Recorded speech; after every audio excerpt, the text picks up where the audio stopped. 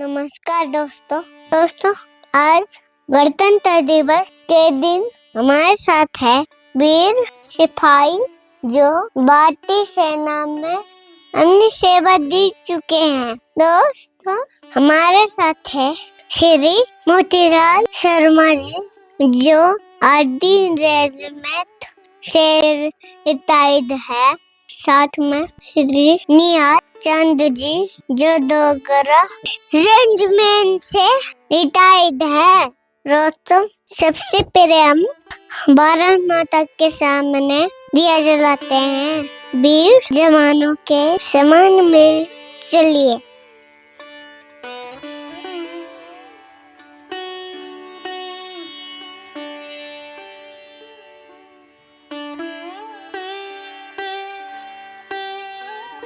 दोस्तों सबसे पहले रिटायर्ड वीर जवानों को सम्मानित करते हैं जो आज अपना कीमती समय निकालकर मेरे स्टूडियो में आए।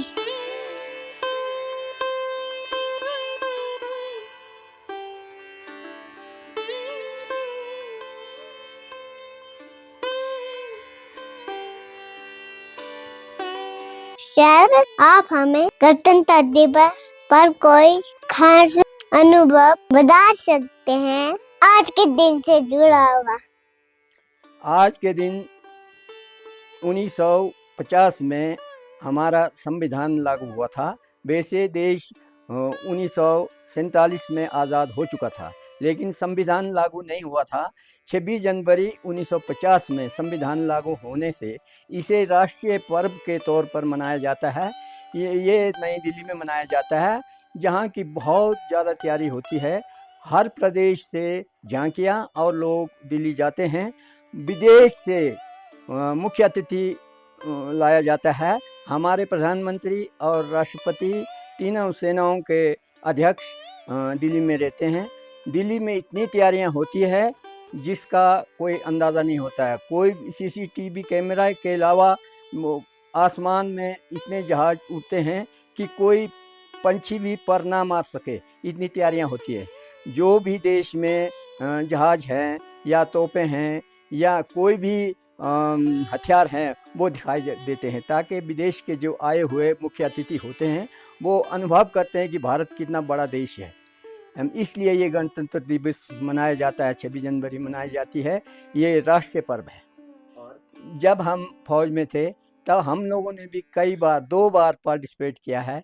दिल्ली में जा कर के हमें बुलाया जाता है, स्पेशल ड्रेस में जाया जाता है। बहुत तैयारियों के बाद दिल्ली सिलेक्शन होती है, वो ग्रुप जाते हैं। हमारे आरटी के तोपखाने में से हम भी 2 बार पार्टिसिपेट किया है हमने। सर आपसे अगला सवाल है, आदमी की जिंदगी कैसे अलग होती है आम इंसान से? आर्मी की ज़िंदगी बिल्कुल आम आदमी से अलग होती है। नंबर 1 ये कि आर्मी का कोई भी जवान हो, अफसर हो, जैसी हो, वो अनुशासन में रहता है। जैसे सिविल एम्प्लॉइज नौकरीशाही में बात करते हैं, फौज का जब तक लीव सर्टिफिकेट जेब में नहीं मिलता है साइन होकर के अफसर का, तब तक वो छुट्टी नहीं जा सकता है। कब उठना, कब जागना, कब बैठना, इसलिए उसका सेहत भी ठीक रहता है। कब ब्रेकफास्ट करना, कब खाना खाना, कब चलना है। फौज में सबसे बड़ा जो संदेश ये होता है कि जब फौज में भर्ती होते हैं हम, भर्ती के बाद हम घर द्वार सब भूल जाते हैं, क्योंकि हम देश सेवा में होते हैं। हम जब देश सेवा में होते हैं, देश के लिए किसी ने हम कोई बुलाता नहीं है कि तुम फौज में आ जाओ। जब हम खुशी में फौज में जाते हैं तो हमारा काम ही है देश सेवा करना। आर्मी में सबसे बड़ा चैलेंज क्या था? चाहे ड्यूटी उससे हो या भरी से हो, आपसे जानना चाहेंगे। फौज में सबसे बड़ा चैलेंज ये होता है, अगर लड़ाई लग जाती है, अगर इमरजेंसी लागू हो जाती है, तो आपके घर में चाहे कोई मेरे घर में बीमार हो, चाहे मर रहा हो, कोई मतलब नहीं, मुझे लड़ाई लड़ने जाना ही होगा। ये हमको खुद भी पता होता है कि हम फौज में देश सेवा के लिए भर्ती हुए हैं। हमें सब कुछ त्याग करके पहले अपना देश की सेवा करना है, उसके बाद घर को देखना है, क्योंकि हमें कोई बुलाता नहीं है कि तुम फौज में आ जाओ। जब हम अपने आप फौज में जाते हैं तो हमें पता है हम देश सेवा के लिए जा रहे हैं, हमें सब कुछ छोड़ करके देश की सेवा करना है, लड़ाई लड़ना है। सर आप बहुत सा पल ऐसा आया जब शुरू में तो लेटरों के साथ ही काम चलता था। 3-3 महीने के बाद लेटर मिलते थे घर से। कई बार तो टेलीफोन का एक ही टेलीफोन था, हम लोगों को श्रीनगर जाना पड़ता था ऊपर पोस्टों से उतरकर टेलीफोन के लिए। एक ही एसटीडी होती थी वहाँ पर, तो काफ़ी लंबी लाइन लगी होती थी। एक एक बार ट्राई सबको देते थे, अगर फ़ोन लग गया तो ठीक है, नहीं लगा तो दूसरे का नंबर दिया जाता था। तो 16 महीने के बाद कारगिल के टाइम में हम लोग छुट्टी गए थे। 16 महीने के बाद सर आपके पास जो मेडल है उनके बारे में कुछ बताएंगे आप प्लीज थोड़ा सा। जैसे कि मेरे मेडलों के बारे आपने बात की है, ये समर स्टार जो लड़ाई लड़ा हो उसके पास समर स्टार जरूरी होता है। जैसे ये स्टार का चिन्ह है, ये जब लड़ाई लड़ता उसी को मिलता है, जो लड़ाई नहीं लड़ता उसके पास ये नहीं होता ये मेडल। उसके बाद जो विशिष्ट सेवा मेडल, वीर चक्रा, महावीर चक्रा, जैसे हमारे कैप्टन भीमचंद जी थे के कोलोंग के, जो डबल वीर चक्रा थे, लेकिन आज वो बेचारे नहीं रहे इस दुनिया में, आज वो नहीं है। लेकिन उनके बारे जबकि प्रशासन और सरकार को चाहिए था कि ऐसे ऐसे लोगों के, जैसे कर्नल खुशाल चंद महावीर चक्रा, कर्नल प्रीतिचंद महावीर चक्रा, कैप्टन भीमचंद डबल वीर चक्रा, जिनका कोई जिक्र नहीं है लाहौल स्पीति में। कैप्टन विक्रम बत्रा, मैं मानता हूँ, उनका मान करता हूँ, सम्मान करता हूँ, क्योंकि वो भी कारगिल में उन्होंने अपने प्राणों की आहुति दी है। उन्हें उनके नाम से स्कूल चले हैं कांगड़ा में, किसी का पुल के नाम से पुल में जोड़ा नाम, किसी का कहाँ जोड़ा, जो अभी स्वर्ग में है उनका नाम अभी भी यहाँ इसलिए है कि किसी के नाम से कॉलेज चलाए गए। लेकिन हमारे लाहौल स्पीति में ऐसा कुछ नहीं हुआ है, मुझे खेद है इस बात का। जबकि मैं जब ये साक्षी है हमारे निहाल चंद जी, मैं लाहौल स्पीति का एक्सर्विसमैन यूनियन का प्रेसिडेंट रहा ज़िला का। उस दौरान हम कभी ओसी के साथ मीटिंग करते थे, कभी एसडीएम से मीटिंग करते थे, कभी डी साहब से मीटिंग करते थे। लेकिन उसके जब से हमने ये पद दूसरे चुनाव हुआ दोबारा, क्योंकि हमारा कार्यकाल पूरा हो गया था, उसके बाद चुनाव हुआ, उसके बाद हमने कोई मीटिंग ऐसी देखी नहीं जिसमें इनका जिक्र हो। हमने ये हाई लेवल में बात की थी कि इन लोगों के नाम से जो शूरवीर है, अटल टनल के पास या केलंग मुख्यालय में, ज़िला मुख्यालय में, इन लोगों के नाम से कोई रोड या गेट या कुछ होना चाहिए, क्योंकि इतने बड़े जो सम्मान है आम आदमी नहीं पा सकता है। जो हमारे लाहौल में भी गर्व की बात है कि डबल वीर चक्रा और महावीर चक्रा लोग हैं। आर्मी में रहते हुए आप कौन कौन से युद्ध का हिस्सा रहे हो? सर आप हम 71-72 युद्ध का हिस्सा रहे, जो एक ऐतिहासिक युद्ध था। तत्कालीन प्रधानमंत्री स्वर्गीय इंदिरा गांधी जी, भारत रत्न, जिन्होंने पहले कातर में मुफ्ती बानी के तौर पर लड़ाई लड़ी। उसके बाद जब इन्होंने बार डिक्लेयर किया, उन दिनों टेलीफोन और ये नहीं होते थे, हमारे यहाँ तो रास्ते भी नहीं थे, लेकिन टेलीफोन वगैरह कम्युनिकेशन कुछ नहीं होता था। घरों से जब इतने लोगों ने अपनी प्राणों की आहुति देने के बाद जब घरों से चिट्ठी आने लगी कि हमारे वो लाल कहाँ हैं जो फौज में थे, तब उनको बार डिक्लेयर करना पड़ा। और ऐतिहासिक लड़ाई थी 71-72 की, जिसमें पाकिस्तान के 2 टुकड़े किए और पाकिस्तान की सेना को हमारे सेना के समक्ष आत्मसमर्पण करना पड़ा। कर्नल नियाजी अरोड़ा को आप जानते हैं, अमरुचक, सुकुचक, शकरगढ़ वगैरह इस एरिया में जमीन पाकिस्तान की जीत ली थी। लेकिन शिमला समझौता के दौरान श्रीमती इंदिरा गांधी जी प्रधानमंत्री थी, और शिमला समझौता के दौरान उन्होंने वो सारी ज़मीन पाकिस्तान की वापस कर दी, जो खेदजनक बात है, क्योंकि कितने लोगों ने अपने प्राणों की आहुति देने के बाद बात की। अगर वो वापस नहीं की होती तो आज पाकिस्तान नाम चीज़ कुछ नहीं होता। और जो सैन्य सेवर मेडल है हमारे पास, उस युद्ध का है।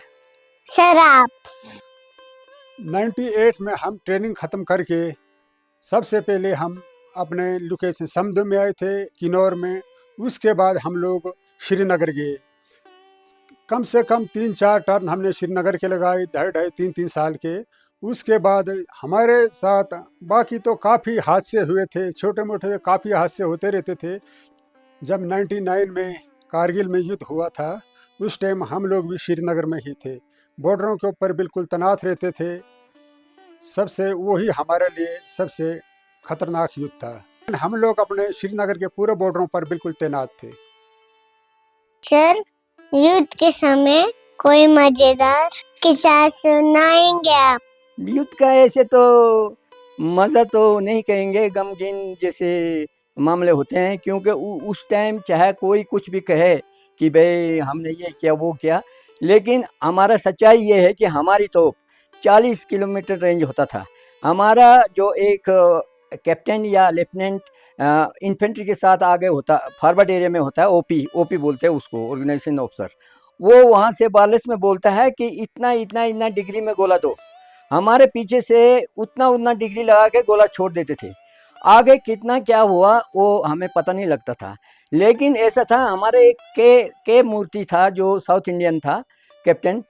वो जब वापस आया तो हमारे से बात किया करता था, कहता हम करेक्शन आपको इतना देते हैं, आप हम 1 उंगली करेक्शन देते हैं, आप 1 बित्ता मतलब 5 इंच करेक्शन दे देते थे, जिससे काफ़ी नुकसान किया पाकिस्तान का। फिर उनके इन्फेंट्री को वापस जाना पड़ा और हमारी इन्फेंट्री जो थी पैदल फौज वो आगे एडवांस करती। जब तक तोपखाने का गोला नहीं जाता है इन्फेंट्री आगे नहीं जा सकती है, क्योंकि उनकी जो पैदल फौज है वो इधर को आती है। ये इन्फेंट्री जो होता है पैदल फौज होती है, इनको छोड़ देते हैं, ये आपस में आमने सामने लड़ते हैं राइफल की गोलियों से। जब तोपखाने का गोले जाते हैं तो वो गोले दे जन उनके एंट्री पर सही अगर ग्रेड रेफरेंस दे हमारा ओपी ऑफिसर, तो हमारा तोपखाना जो है इतना ब्रस्ट मारेगा कि एक गोला उनका कई 100 लोगों को मार देता था, तो उनको भागना पड़ा। ये सवाल आप दोनों से है। कभी ऐसा पल आया जब आपको लगा कि आप अपने परिवार से दूर हो रहे हैं?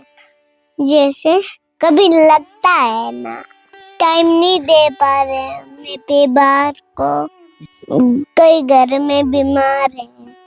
नहीं, ये पल तो आया ही नहीं, क्योंकि मैं जब भर्ती हो गया था शिमला में 1965 में, मैं जो भर्ती हो गया था तभी मुझे पता लग गया कि मैं अपने घर वालों से अब दूर चली गया। क्योंकि महाराष्ट्र में मेरी देवलाली, महाराष्ट्र में नासिक रोड में मेरी ट्रेनिंग हुई। मैं तभी समझ गया था कि अब मैं दूर हो गया परिवार से। जब मेरे पिताजी सीरियस थे, गुजर भी गए, मैं मनाली से पैदल था, मैं नहीं पहुंच पाता था, तो मैं तभी समझ गया था कि मैं परिवार से अब नज़दीक नहीं रह सकता हूँ। अब तो देश के सेवा के अलावा मेरे पास कुछ चारा ही नहीं था। सर, आप जब शुरू में तो लेटरों के साथ ही काम चलता था। 3-3 महीने के बाद लेटर मिलते थे घर से। तो 16 महीने के बाद कारगिल के टाइम में हम लोग छुट्टी गए थे। 16 महीने के बाद घर में कोई बीमार भी हो, कोई पता नहीं चलता था। जब 3 महीने के बाद जब लेटर मिलता था उस टाइम पता चलता, तब तक काफ़ी लेट काम हो चुका होता था। सर, आपकी सबसे कठिन ट्रेनिंग क्या थी? सबसे कठिन तो हमारी बेसिक ट्रेनिंग होती है, जिसमें क्रॉलिंग कराते हैं, कोहनियों के बल, घुटनों के बल चलाते हैं। जब तक ये कोहने और घुटने ना पक जाए तो उसे फौजी नहीं माना जाता। और उसके बाद नाले और दरिया जो नदी होती है, इस पर कंधे पे राइफल और पीठ में पिट्ठू, जिसमें पूरा एम्यूनिशन होता है पिट्ठू में, और राइफल होती है, रोप पर, रस्से पर पार किया जाता है। ये सवाल आप दोनों से है। आपको आर्मी के दौरान सबसे ज्यादा कौन सा खाना पसंद था? हमारे ऐसा था, हमारी रेजिमेंट होती थी, रेजिमेंट, आर्टी रेजिमेंट, उसमें एक होता था उसको बोलते थे रेजिमेंटल हेडक्वार्टर, RHQ। एक होती थी पंडितों की बैटरी, अलग से पंडितों की बैटरी होती, एक मद्रास बैटरी होती थी, एक राजपूतों की बैटरी होती थी। मतलब उसमें 2-2, 3-3, 250 आदमी होते थे। तोपें भी उनकी अपनी अपनी बटी होती थी, गाड़ियाँ बटी होती थी, लेकिन रेजिमेंट एक ही होती थी। उसमें जो मद्रासी होते थे उनका सबसे अच्छा खाना मेरे को वो लगा, इडली, डोसा और सांभर। सांभर पीने में ऐसे होता था जैसे जूस, आपका मैं क्या कहूँगा, सूप की तरह। इडली आपने देखा होगा कहीं, इडली और डोसा मेरे को बहुत प्यारा लगता था। मैं अक्सर ब्रेकफास्ट करने के लिए हमेशा पूरी वगैरह हमारे वहाँ होती थी, पूरी वगैरह देते थे और मक्खन वगैरह ये वो देते थे, लेकिन मैं वो छोड़ करके भी मद्रास कंपनी में, मद्रास बेकरी में जाता था, वहाँ इडली डोसा का आनंद लेता था। सर आप खाना तो अभी हर किस्म किस्म का बनता था। कई बार मीट चावल होते थे, कई बार चने भटूरे भी होते थे, कई बार पूरी होती थी, बटर जाम भी देते ब्रेकफास्ट में। मतलब हर किस्म किस्म का सब्जियां, अब जितना तारीफ करो आदमी खाने की उतनी कम है। उनमें सबसे मनपसंद जैसा हमारे को सुबह ब्रेकफास्ट के टाइम में मिलते थे, पूरी मिलती थी और फिर चने मिलते थे, अंडे मिलते थे और बटर जाम मिलते थे। इनके साथ हम मतलब काफ़ी सर रिटायरमेंट के बाद जीवन में क्या बदलाव आए? मेरा खास करके बदलाव नहीं आया, नहीं तो कई लोग ऐसे हैं मैंने देखा अपनी ज़िंदगी में। आज मेरी 77 साल उम्र हो गई है। इस उम्र में 80 में मैं रिटायरमेंट लेके पहुंच गया था घर, क्योंकि उस टाइम ऐसा था कि हमारी कलर सर्विस 9 और 10 साल में पूरी हो जाती थी। जीवन में इसलिए बदलाव नहीं आया क्योंकि मेरे को टिंडी पंचायत और सलग्रां पंचायत के आशीर्वाद से बीडीसी मेंबर बनने का मौका मिला। मैं बहुत बिजी हो गया। उसके बाद मैंने कॉन्ट्रैक्टरशिप में अपना रजिस्ट्रेशन कराया। शायद मैं तिंदी का पहला ठेकेदार हूँ जो पानी सप्लाई ले गया था, राशन की सप्लाई, और उसके बाद फ्यूल वुड टिम्बर का भी काम किया मैंने। फिर मैं बिज़ी हो गया लाइफ में। जब आदमी बिज़ी हो जाता वो फिर अपने सेहत को फिट रखता है, इसलिए मुझे कोई आलस या ऐसा कोई वो देखने को नहीं मिला। मैं अभी भी अपने आप को जैसे सुबह उठते थे अभी भी, अब तो आपको पता है इस उम्र में क्या करना चाहिए, वो माला जपता हूँ और सुबह शाम मंदिर में पूजा पाठ करता हूँ, क्योंकि मुझे अभी वो दिन आर्मी के कि भाई 5 बजे उठना, 6 बजे उठना, पीटी के लिए जाना, ब्रेकफास्ट कितने बजे, चाय कितने बजे, उसी ढंग से अभी भी मैं चलता हूँ। सर युवाओं के लिए क्या सलाह है? हाँ, ये तो मैं तो हर युवा से जब भी मेरी मीटिंग होती है, पहले भी हम मीटिंग कहीं भी मीटिंग में जाते थे या मेरे संपर्क में जितने भी युवा हैं, मैं कहता हूँ कि बहुत अच्छा है आर्मी ज्वाइन। फर्स्ट नेशन, अगर कितने शासकों ने हमारे राज पर हमारे देश पर राज किया, फिर मुगलों ने किया, फिर अंग्रेज़ों ने किया, बहुत मुश्किल से आज़ादी मिली। और हमारे टाइम में जब मैं 100 रुपये में तनख्वाह पर काम करता था, अब तो बहुत ही तनख्वाह अच्छी है, हर फैसिलिटी है। टेरिकॉट की वर्दी, हमको तो टेरिकॉट नज़र ही नहीं आती थी, लेकिन हर फैसिलिटी है। और फिर टाइम पर आकर जितना पैसा लेके आते हैं उससे सब धंधा कर सकते हैं। फौज, अगर ये लोग युवाओं को मैं हर बार ये समझाता हूँ कि भाई सबसे अच्छा तो फौज है, पहला देश। अगर देश हमारा सुरक्षित है, एक बार मैंने कहीं पढ़ा है, जिन्ना आप जानते हैं जिन्ना ने ये कहा था कि अगर पाकिस्तान अपना देश नहीं चला सके, हिंदुस्तान का पहला हक है कि भाई वो हिंदुस्तान को हैंड ओवर करे फिर से, क्योंकि हमारा आधा हिस्सा है पहले कभी का, सन 47 से पहले का। आप लोग पहला फौज को देखो, जबकि पहले तनख्वाह कम थी, अब तनख्वाह भी सब कुछ कर दी, फैसिलिटी आपको सब कुछ दे दी, हर चीज़ दे रही सरकार आपको। क्या दिक्कत है फिर फौज में जाने का? फौज तो सबसे पहले, नेशन फर्स्ट। सर आप युवाओं के लिए हम यही सलाह देना चाहते हैं कि अभी फौज में इतनी फैसिलिटी है, इतना हर चीज़, शुरू में तो बहुत कम था लेकिन अब इतनी फैसिलिटी है कि हर बंदे को फौज में जाना चाहिए, हर बंदे से, हर घर से फौज में होना चाहिए, ताकि जब देश को ज़रूरत पड़े तो हर बंदा बिल्कुल कंधे से कंधा, छाती से छाती मिलाकर देश के, अपने देश की सेवा के लिए आगे बढ़े। सर आर्मी के समय की मजेदार घटना सुनाएंगे आप? मैं जब बहुत अपने टाइम का, जब मेरी उम्र उस टाइम 18 साल थी, जब मैं फौज में भर्ती हुआ तो मुझे शिमला में भर्ती कर दिया गया। मैंने ये सोचा, उन्होंने रिक्रूटिंग ऑफिसर जो होते हैं उन्होंने कहा आपको बॉम्बे जाना पड़ेगा देवलाली ट्रेनिंग के लिए, नासिक रोड महाराष्ट्र में। हमने सोचा भाई हीरो हीरोइन सब वहाँ होते हैं, हम तो हीरो जैसे बैठेंगे बन के, ऐसा सोच करके हम वहाँ गए। वहाँ जैसे 4 दीवारी के अंदर हमको किया, हमारे बाल बूल पूरी तरह मशीन से ज़ीरो कर दिया और मजरी के ड्रेस, मलेशिया के ड्रेस पहना दिया। हम जब देखने लगे मुझे रोना तो आया, लेकिन उन दीवारों को भी मैं महाराष्ट्र से तिंदी कैसे पहुँच पाता था। मेरा बस का नहीं था, इसलिए मैं आधा रो रहा था, आधा हँस रहा था दिलो दिल। फिर मेरे जो उस्ताद लोग थे, सीनियर लोग थे, वो पूछते थे, "तू छोटू क्यों ऐसे-ऐसे घूम रहा है? क्यों? क्या कर रहा है? क्यों? क्या सोच रहा है?" मैंने कहा, "जी ऐसे कपड़े, ये मजरी मलेशिया के और मेरे बाल बिल्कुल ज़ीरो।" बोला, "ये तो ये और ज़ीरो होंगे, लंबा बाल, क्या तुम हीरो बनना चाहती? तो फिर तो वहाँ सीधा एक्टर वो जहाँ होते हैं वहाँ चले जाना था, यहाँ क्यों आया?" तो मैं फिर रोते-राते ट्रेनिंग कर दिया जैसे-कैसे। उसके बाद फिर यूनिटों में जाकर तो फिर इतनी तंगी नहीं हुई। क्या आप रिटायरमेंट के बाद कुछ मिस करते हो? हाँ, पहले ऐसा था, पहले जितने भी रेजिंग डे होते थे, यूनिट्स के रेजिंग डे, उनको एक्स सर्विसमैनों को बुलाया जाता था वहाँ रेजिंग डे के दिन। लेकिन अब या तो कुछ रिवाज बदल गया सेना का, या तो समय कम है, न जाने अब बुलाते नहीं हैं। उस चीज़ को हम याद करते हैं, क्योंकि हमें जब अब नए फौजियों को तो ये तक कर दिया है कि जब पासिंग आउट होता है, इनका ट्रेनिंग पूरी होती है, इनको तो बुलाते ही हैं, इनके माँ बाप को भी बुलाते हैं बहुत सम्मान से। अब हमको रिटायर वालों को जब रेजिंग डे होता था, ये जैसे कि हमारी यूनिट कब खड़ी हुई, उस दिन रेजिंग डे मनाते थे, बड़ा खाना करते थे, अफसर जवान जेसीओ सब मिलके इकट्ठा खाते पीते थे, बैठते थे।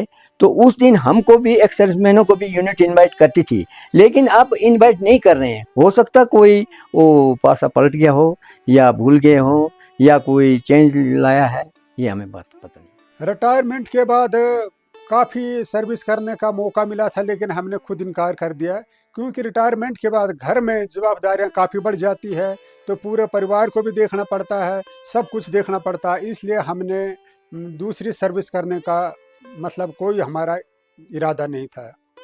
सर, गणतंत्र दिवस के किस खास दिन पर आपके पास देशवासियों के लिए क्या संदेश है? आज के दिन अपने देशवासियों के लिए मैं संदेश देना चाहता हूं कि हम सब मिलकर अपने देश को बेहतर बनाएं। जय हिंद, धन्यवाद। हम देशवासियों को ये संदेश देंगे गणतंत्र दिवस के दौरान कि ये हमारा एक राष्ट्रीय पर्व है, इसे धूमधाम से मनाना चाहिए, मनाते हैं, लेकिन हर हिंदू को जागना चाहिए। जैसे पहले गुलाम रहे हम, फिर गुलामी ना आए, ये हमारा संदेश है। धन्यवाद आपका। आरुष ठाकुर, आपको बहुत बहुत बधाई देता हूँ, क्योंकि इस छोटी सी उम्र 3 साल में जितना ये 500 मीटर बर्फ़ के बीच दौड़ता है, और जो इसका दिमाग अभी कितना शार्प है, कि जिस ढंग से ये हमारे से क्वेश्चन कर रहा है सेना के बारे, देश के बारे, जो सराहनीय है, ऐसा मैंने पूरा लाहौल स्पीति में 3 साल का बच्चा नहीं देखा। सर, आप दोनों का बहुत बहुत धन्यवाद। आपने अपना कीमती समय दिया। दोस्तों, ये था हमारा छोटा सा पॉडकास्ट। आप बताना आपको कैसा लगा वीडियो। खास दिन पे आपके लिए कमेंट करना ना भूले। कमेंट में लिखे जय। चैनल का सब्सक्राइब जरूर कर। मुझे पता है कि आपने सब्सक्राइब नहीं किया, प्लीज कर दो।